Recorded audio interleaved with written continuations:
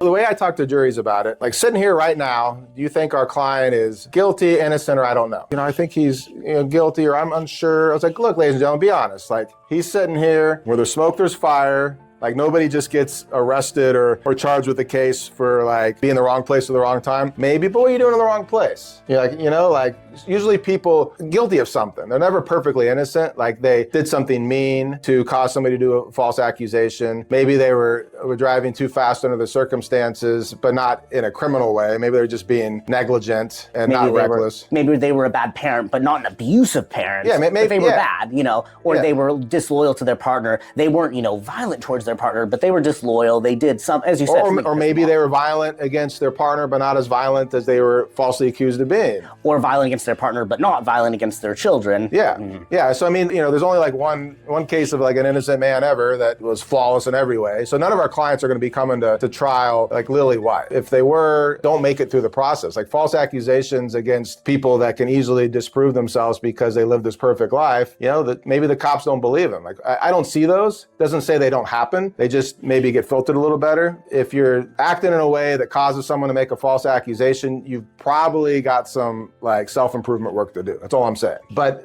jurors, they have to do this like mental shift. I'm going to ask them, so have you ever heard of a concept of like something unless maybe something else? Oh yeah. What is that? Innocent unless proven guilty. No, they always say innocent until proven guilty. And the jury instruction is actually innocent unless and until proven guilty. So does anybody see the difference in that? And they'll be like, oh yeah, because innocent until proven guilty sounds assumes like they're going to be proven guilty. It's a foregone conclusion. At some point you're like, okay, that was the line, they're proven guilty. Yeah, innocence is a conditioned precedent to being proved guilty. And it's interesting to me because that's something that I thought about just working on some of these cases. That's so important, and the way that you state that is so important, unless and until proven guilty. And the way that you state, my client right now, legally, is not guilty. Halfway through the trial, he's not guilty. The only time, the jury has to assume that he or she is not guilty.